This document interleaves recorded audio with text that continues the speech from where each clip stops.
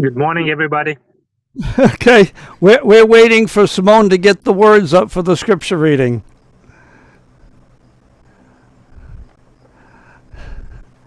Are you having difficulty, Simone? No response. That means difficulty. Okay.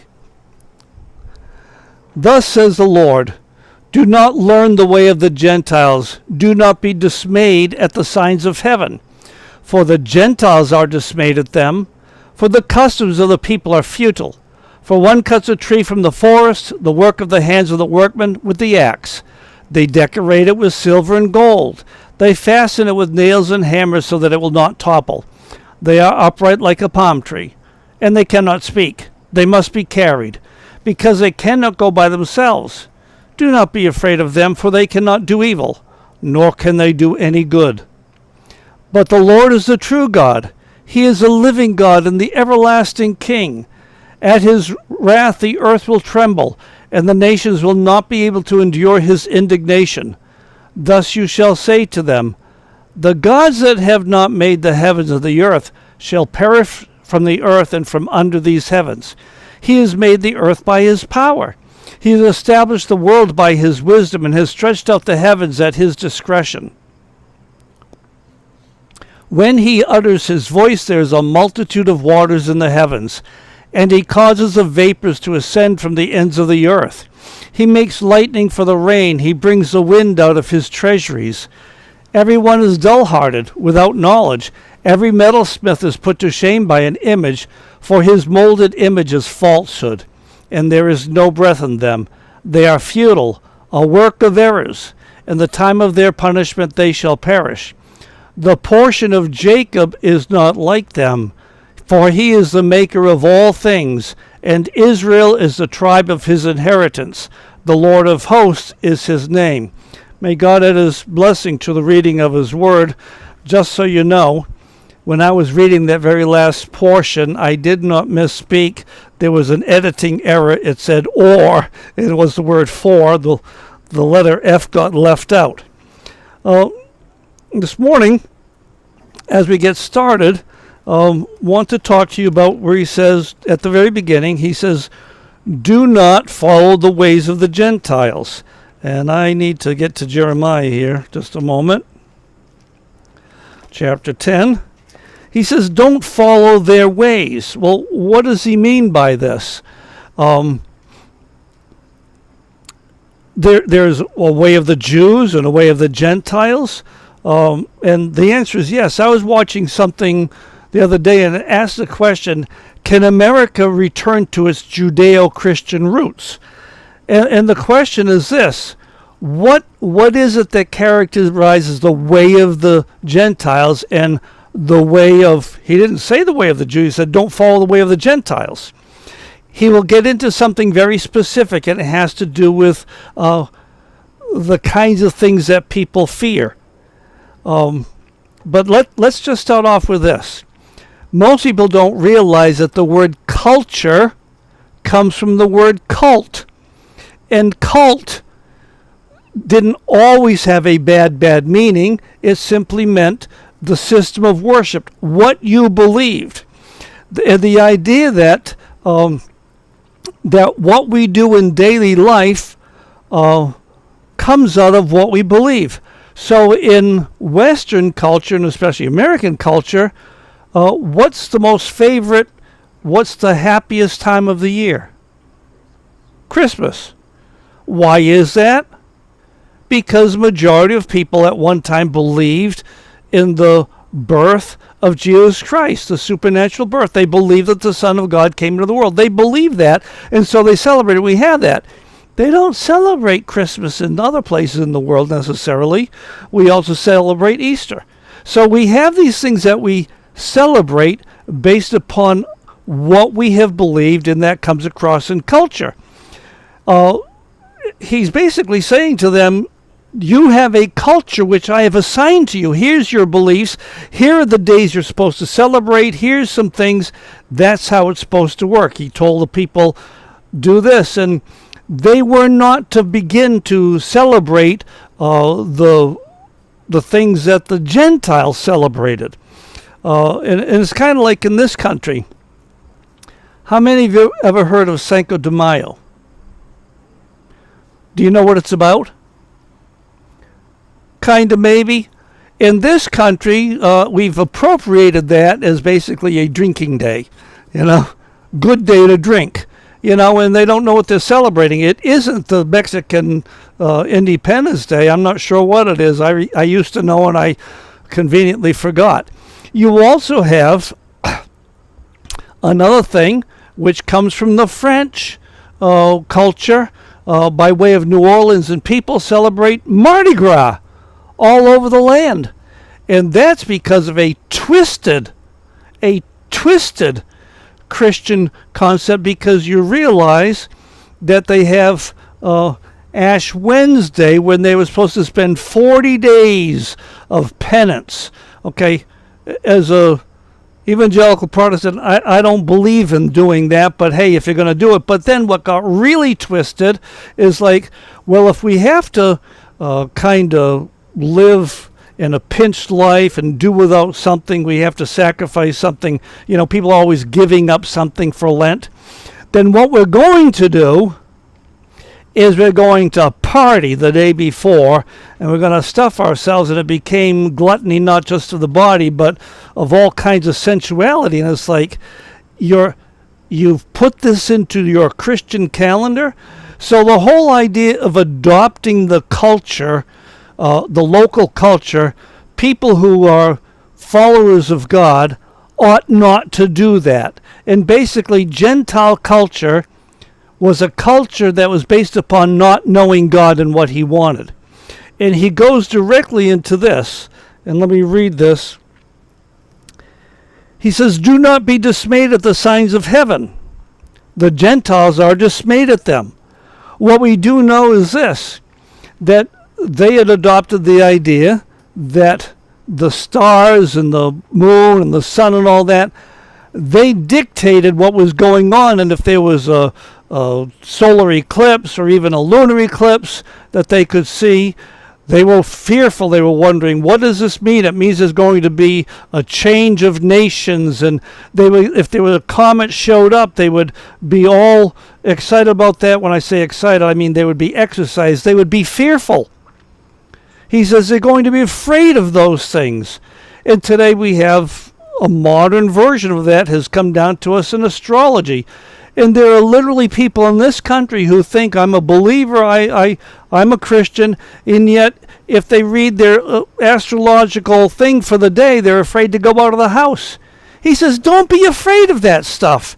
And now with modern science, where we understand what the planets are and what a lunar and solar eclipse are, most people aren't afraid. They realize this is a natural phenomenon. He says, don't be afraid of these things. And now he goes on. He says, the customs of the peoples are futile. They're worthless. What is futility? Futility is working at something, trying to make something happen that can never happen. It's like trying to plant watermelon seeds in the middle of the Gobi Desert. It isn't going to work. And we know in all the customs of the Gentiles that they thought would bring them some kind of interaction with that which was beyond the grave or that which was supernatural. All those things that they thought they could do, all those different religions, all the different practices that they thought they could do that would connect them with whatever they believed was above and beyond them, were futile. Why? Because if you want to connect up with Zeus, there's a slight problem. Zeus isn't real. And you can't talk to somebody who doesn't exist. Now I know that with children we like to have little fun stories about the Tooth Fairy and Easter Bunny and Santa Claus and stuff like that, and parents kind of intercept so that the child gets a response back from one of those characters. But anyhow, that's not what we're talking about. And he describes what they do. In order to connect, they go ahead and fashion an idol. And you can see idols all over the planet. I remember when I was a kid growing up, I thought, well, yeah, that's in faraway places in, third world countries, people in the jungle. And I didn't even think anything of it. I thought that's a thing that historically that's gone by. And now I literally have known people who worship idols. They worship things that somebody fashioned for them, carved it out of wood, painted it, gilded it, and they offer sacrifices to these things. You offer a sacrifice to something that you know the guy who made it? And he talks about it. And he says, to show how bad it is, they have to be fastened into place or they'll topple over. If you remember in the stories of the Old Testament, at one time they captured the Ark of the Covenant. They brought it into the house of their god Dagon, who I believe was a fish god. And they brought it in there, and there was this huge statue of Dagon. And when they went in the morning, that statue had toppled over, even though it couldn't topple. It toppled over and was face down in front of the ark. Beautiful. God has a wonderful sense of humor. But he says these idols that they make, if you don't secure them, they're going to topple over. It's not the same thing as an idol, but I really like a Christmas tree. And I've discovered that unless I secure that Christmas tree pretty well, it can topple. And then you have broken glass all over the place. It says they can't speak. It doesn't say here that they can't hear either, but it says they don't speak.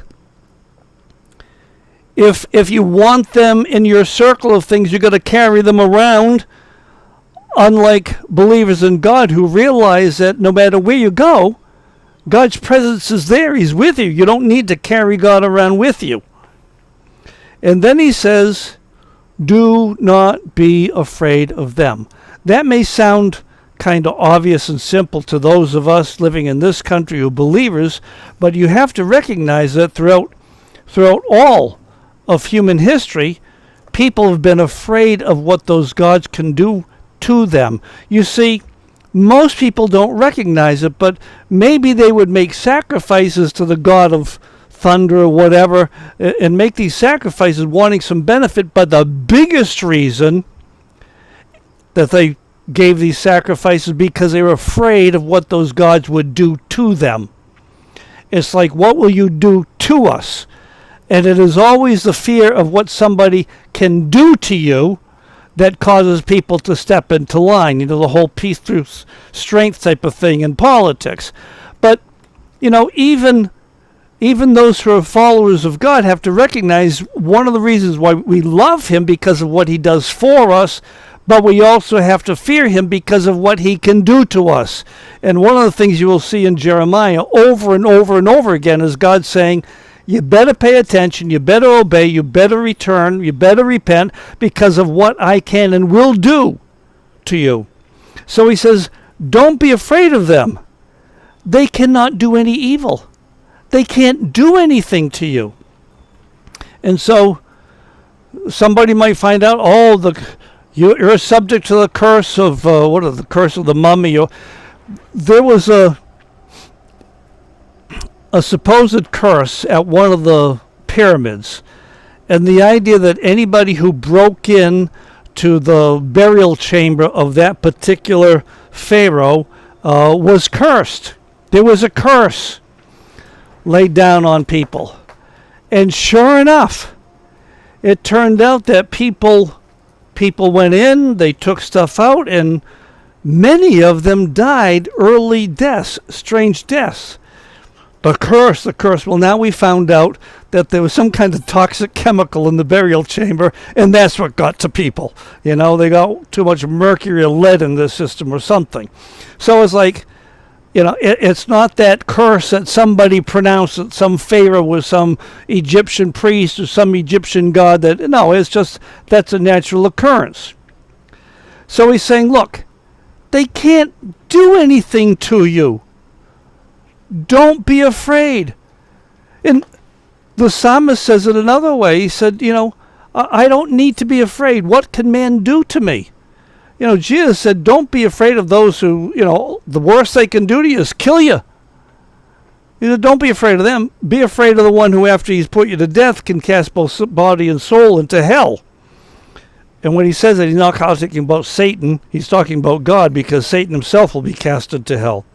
And then he follows up with this. I like the way it's kind of almost like a Jewish comic type of thing. They can't do any evil. And they can't do any good either. You know, it's the opposite side of the coin. So don't be going to them thinking, well, they can't do any evil, but maybe they'll give me some benefit. Maybe there's some benefit to going along with everybody. Maybe I can gain something. And I have known people who think they're some kind of Christian because they grew up going to some church, or their parents were members of some church. You know, and I've known people who have had grandparents who apparently were very godly people, and so therefore, since my grandparent was this denomination, I guess I'm that. I'm either Methodist or Presbyterian or Lutheran based upon what my grandparents were. It's like, oh my goodness. God doesn't have any grandparents, and grandparents don't get you into heaven. But beyond that, they've adopted a more expansive view. I need to look into Eastern mysticism. I need to look into these other practices. There's no reason why I can't, you know, say a few prayers to this thing or object or being. You know, hedge my bets type of thing. And Jeremiah is speaking for God, saying they can't do you any good. And now I've skipped over a few verses because it talks about the fact that there's none like God, and it describes them some more, the workmanship of craftsmen, the idols. But it says, the gods that have not made the heavens of the earth shall perish from the earth and from under these heavens. Why? The Lord. And they use the 4 letters. We don't know exactly how they pronounced them. It has been variously interpreted as Yahweh or Jehovah or various ways, but the 4 letters were given, and they apparently knew how it was supposed to be pronounced, but they didn't dare to pronounce it lest they pronounced it in vain, unless that by saying his name improperly they brought themselves under condemnation, because the law said, you shall not use the name of the Lord your God in vain. And of course, we know that people are doing that all the time. I forget what it was you were watching, but it was some kind of sports activity, and there was somebody had a piece of music playing. The lyrics, the entire lyrics, were, oh my, fill in the blank, over and over and over again. And people use that expression, and the 3 letters OMG, the way Barney Fife would say, good golly. You know? It's an empty word. And by turning the name of God and turning that, the Lord, into an empty word, you've used it in vain. And it says, He's the living God and the everlasting King. Now you see, the difference is that they had all these various gods that had certain responsibilities apparently, or they had control over certain aspects of human life, but they weren't kings. Why? A king is the one who basically enforces the law and executes judgment. And he said, he is going to be wrathful. The earth will tremble. The nations will not be able to endure his wrath. But I like this in verse 12. It says, he has made the earth by his power. He has established the world by his wisdom. There are two different words here. You have earth and world. Sometimes the earth means that stuff, what you're planting in. Sometimes it means the globe, the whole earth. Mainly it refers to the physical. The word world never refers to the stuff you plant things in. Sometimes it refers to the whole planet, but when it does, it has a tendency to refer to the whole planet in terms of the population of the planet. So sometimes the whole world means the human population. It almost never means all the critters. So that's why people get confused when we read that God so loved the world that he gave his only begotten Son. That's one definition. It's not talking about the fact he likes the earth. On the other hand, when it says the whole earth is full of the glory of God, it refers to his glory being understood by human beings and angels and all the rest. But also, look at creation. It's filled with his glory. And it gets us further confused when we use the word world, and we use it like where it says God so loved the world, and then we're told, do not love the world or anything in it. It's like, excuse me? We're not supposed to love what God loves? Isn't that backwards? And it's because the way words have an expanded meaning, and God established the world by his wisdom. How did he establish it? He created the nuclear family. He said, you're going to have this. And then he said, this is how you're supposed to live your lives. And then after Noah, he said, you're supposed to do this. He urged them not to build cities. He urged them not to build cities. And so what did the first thing human beings did? God wanted us to spread out and not build cities. So the first thing we're going to do is build Babel. And saw how that ended. But men have insisted upon building cities. There is one city that God seems to have approved of. It's always been under attack. But, in Hebrew he said, we're looking for a city whose maker and builder is God. Anyhow, it says that he did it by his wisdom. He established the world the way people are supposed to live, and he did it with wisdom. And then it said he stretched out the heavens at his discretion. God didn't have to make the heavens the way he made it. He just made it the way he made it because he had full discretion. There was nobody telling him, you can't do it that way, you've got to do it this way, wait for this. And modern science has discovered some amazing, amazing things. I've read some things that I find amazing. I don't know how they know this, but brilliant physicists, mathematicians have come up with information like if there were like just a few hundreds of pounds difference in the entire universe and how much material there was, we wouldn't have been the way we are. It had to be just right. The size of the earth has to be just right. Everything about it, and they've looked and looked and looked, and they can't find another place that's like Earth. And they're beginning to wonder, maybe there isn't another place like Earth. Wouldn't surprise me. He did it at his discretion. He made it exactly as it needed to be.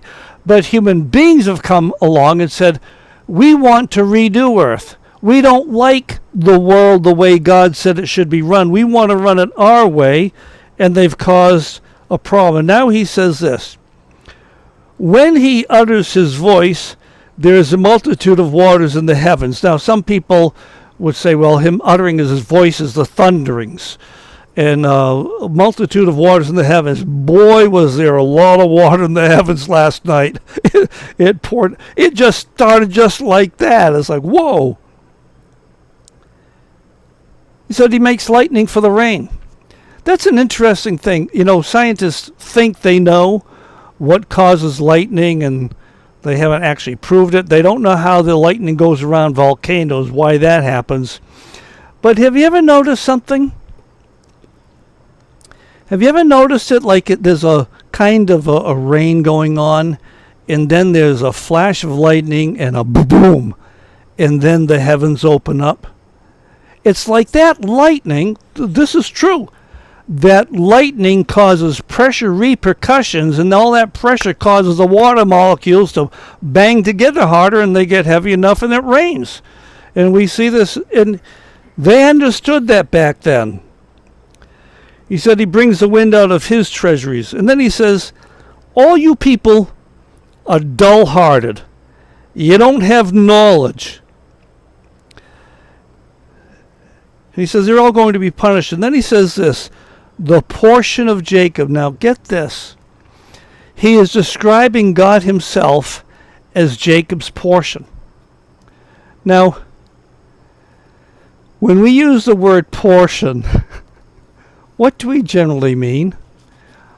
It's like, what's your portion of the inheritance?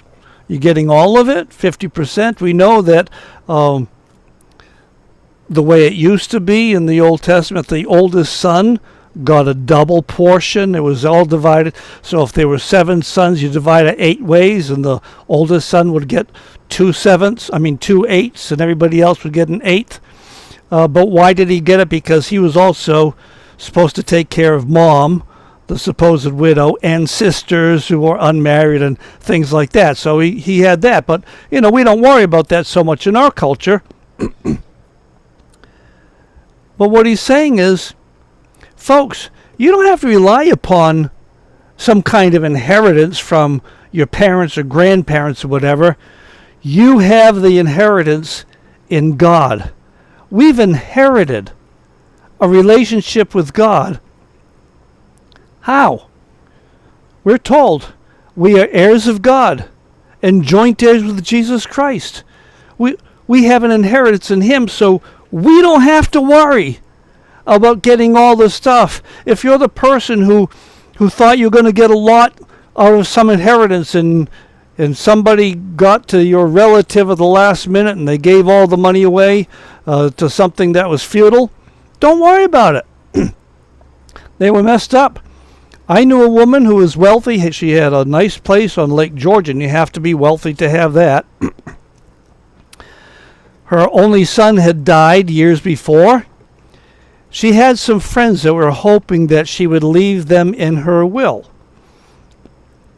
And I had talked to her about what good thing she might do with her inheritance. But she obviously didn't listen to a thing I said.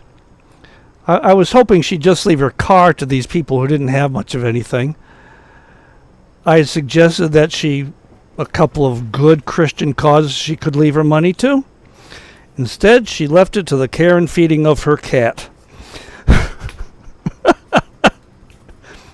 Oh well. He said, the portion of Jacob, he is the maker of all things. God has made all things. He says, the Israel is a tribe of his inheritance. The Lord of hosts is his name. When we look at current events and the ongoing war against the Jewish nation, not only starting at the time of Jeremiah, but time of the Maccabees, during the time of Judah, during the time of the Greco Empire, then the Roman Empire, and we see all these things that I completely forgot to mention, the Babylonian, Medo-Persian, and Persian empires, all these empires, the Assyrian Empire, every single one designed, we're going to destroy you. And then you had, when they didn't seem to get destroyed by the Romans, Muhammad showed his face on the scene and made a war against all the descendants of Israel. And people need to know that the Quran specifies that all Jews are to be exterminated. You had the Ottoman Empire go in and take over a great part of the land. It's amazing that Isabella and Ferdinand were able to get them out of Spain. Just the same year, by the way, that Columbus discovered America. You see Hitler, and you see Stalin, and you see the communist Chinese. They always want to destroy this people, and today we see it happening right in real time. And we need to remember that God has said that he will be for that nation, no matter how badly they mess up, and they have messed up badly. It's like, most parents have things about their kids that they're immensely proud of, and a few things it's like, is this your kid? No, he belongs to his mother. It's like, do you know what my kid did? He won an award. Do you know what your kid did? Means he messed up. And God says, look, you people have been unfaithful. You've been this, you've been that. But he talks about his mercy. And that's one of the things that we should rejoice in, because God, through Israel, demonstrates his ongoing mercy. He was merciful to them. He will be merciful. And he's merciful to all those who call upon the name of Christ. That's what he's promised. We trust in his mercy. There's a song that says, because of your power, we trust in your love. They got it backwards. Because of your love, we trust in your power. If you know that huge, vicious-looking pit bull loves you, you won't be afraid of its power. But if you think he doesn't like you, stay clear. I've seen these YouTube things where somebody's sitting and this huge tiger comes running up to them, jumps on them, wraps its paws around them, and starts licking them. Why?